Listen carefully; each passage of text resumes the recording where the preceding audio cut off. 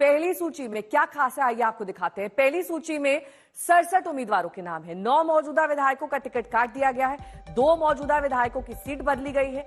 पहली सूची में 8 महिलाओं को जगह मिली है, 14 ओबीसी उम्मीदवार हैं, 13 दलितों को टिकट हासिल हुआ है, 27 नए चेहरे हैं। पहली सूची में जो बड़े नाम हैं, आइए अब आपको एक एक करके वो बड़े नाम दिखा देते हैं। भव्य बिश्नोई, कुलदीप बिश्नोई के बेटे हैं, इनको आदमपुर से टिकट मिला है। अटेली से केंद्रीय मंत्री इंद्रजीत की बेटी आरती राव को टिकट मिला है। ये 2 बड़े नाम। वहीं श्रुति चौधरी, राज्यसभा सांसद किरण चौधरी की बेटी हैं, उन्हें टिकट दिया गया है। वहीं सुनील सांगवान, पूर्व मंत्री सतपाल सांगवान के पुत्र हैं, इन्हें दादरी से टिकट दिया गया है। पूर्व मंत्री विनोद शर्मा की पत्नी को कालका से टिकट दिया गया है। तो ये तमाम वो बड़े नाम जो अब सामने आ रहे हैं। जिनके नाम नहीं आए हैं वो नाराज हैं। जाहिर तौर पर 2 के इस्तीफे की खबर आपको हम दिखा चुके हैं, लेकिन जिनके नाम पहली सूची में आए उनके घर जश्न है, समर्थक मिठाइयां बांट रहे हैं, ढोल नगाड़े बज रहे हैं।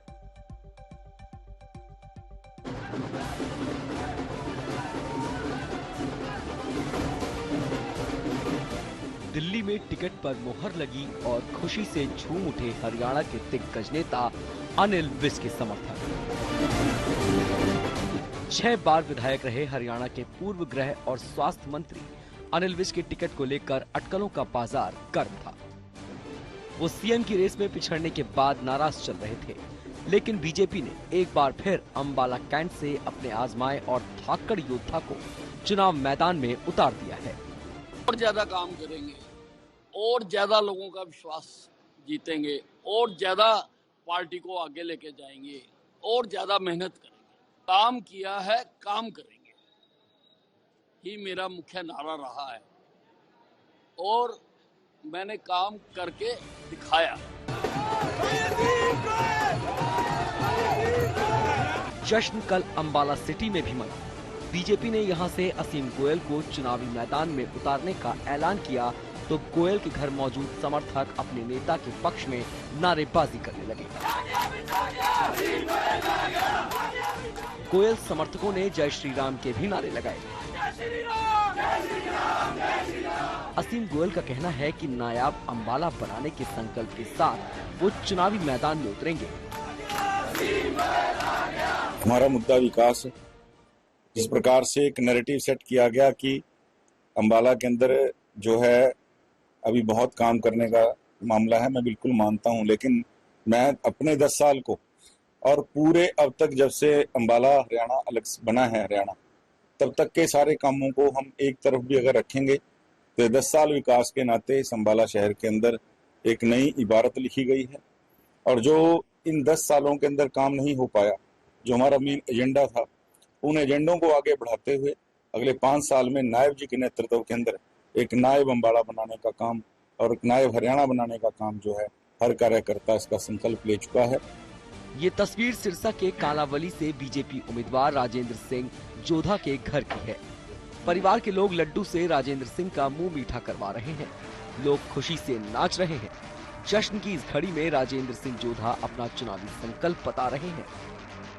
मेरे इलाके में घर का पानी आए पूरे कालावाली एरिया में, इसके लिए मैं पुरजोर काम करूंगा। और सबसे बड़ा मैं काम करूंगा कि मेरा एरिया में कालावाली एरिया के 82 के 82 गांवों में नशे को जड़ मूल से मैं खत्म करूंगा, ये मेरा वायदा है। हरियाणा विधानसभा की 90 सीटों में से बीजेपी ने 67 उम्मीदवारों की पहली सूची कल जारी कर दी है। 2014 से यहाँ बीजेपी की सरकार है और बीजेपी ने अपने उम्मीदवारों की सूची पहले जारी कर साफ संदेश दे दिया है कि उसकी तैयारी इस बार भी पुख्ता है। इलेक्शन होता है और उस इलेक्शन को हमेशा एक स्पोर्ट्समैन स्पिरिट के नाते से चुनाव लड़ा जाता है, खेला जाता है और उसमें हम लोग, हमारा कार्यकर्ता, हमारे नेता सभी पूरे उत्साह में हैं और हम अपने कार्यकर्ताओं के माध्यम से इस अभियान को जो कल से शुरू हो रहा है, यानी प्रत्याशियों के नामांकन का जो शुरू हो जाएगा, उसको विधिवत रूप से सारी हमारी योजनाएं, सारी हमारी व्यवस्थाएं सब कंप्लीट हैं और हम अच्छे प्रकार से चुनाव लड़ करके और तीसरी बार भारतीय जनता पार्टी की जो मेजोरिटी है वो सरकार हमारी निश्चित रूप से आने वाली है, ऐसा मेरा विश्वास है। हरियाणा की 90 सीटों पर एक ही चरण में 5 अक्टूबर को मतदान होगा और चुनावी नतीजे 8 अक्टूबर को आएंगे। आज तक ब्यूरो।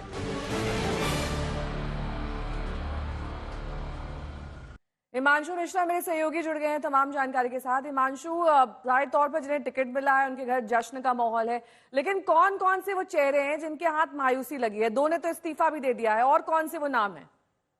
देखिए, ऐसे कई नाम हैं। अगर आप देखें तो पलवल से जो है दीपक मंगला, जो सिटिंग विधायक थे, उनके टिकट कट गए। विपुल गोयल को जिनकी जगह टिकट दिया गया है, नयन गुप्ता, उनका टिकट कटा। तो ऐसे तमाम कई चेहरे हैं, भारतीय जनता पार्टी ने उनके टिकट काटे हैं। लेकिन भारतीय जनता पार्टी ने अपनी एंटी इनकम्बेंसी जो है 10 साल की, उसको किस तरीके से कम किया जा सकता है, तो जातिगत समीकरणों को साधकर भारतीय जनता पार्टी को लगता है कि एंटी इनकम्बेंसी को जो है वो कम किया जा सकता है। और इसीलिए अगर आप देखेंगे, जैसा आपने भी बताया, 8 महिलाओं को जो है 67 में से टिकट दिया गया है।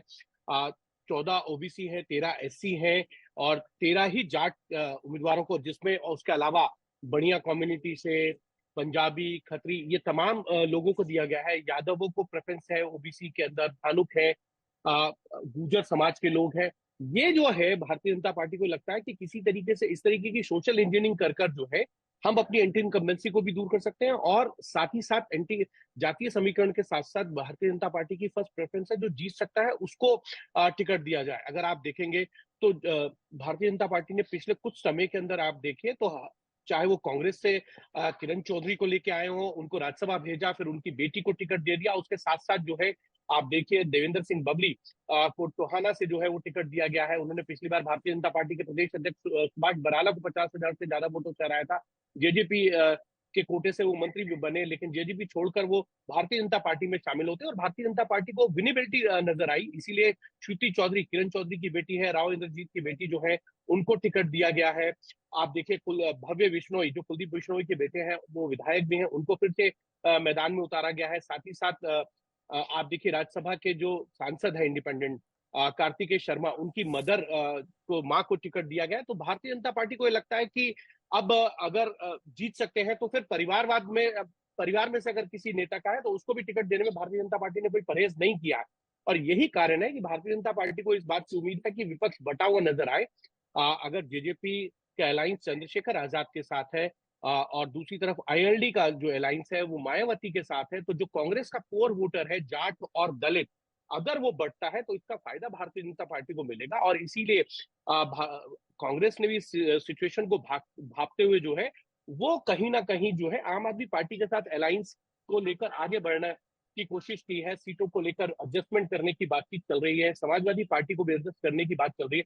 तो कहीं ना कहीं दोनों तरफ से कड़ा मुकाबला है, लेकिन भारतीय जनता पार्टी के सामने एंटी इनकम्बेंसी है और उसको जातीय समीकरणों के साथ साथ साधने की कोशिश भी भारतीय जनता पार्टी कर रही है। उनको लगता है कि किसी तरीके से 40 या उससे ज्यादा सीटें भारतीय जनता पार्टी एक बार फिर से जीत जाए और बटे हुए जो एंटी इनकम्बेंसी का बटा हुआ वोट है उसका फायदा भारतीय जनता पार्टी को मिले। और इसीलिए उन्होंने मजबूत उम्मीदवारों को दूसरी पार्टियों के भी लाकर टिकट दिया है। ठीक है, तो बीजेपी की सूची तो आ गई है, लेकिन कांग्रेस की सीट पर अभी भी सस्पेंस बना हुआ है।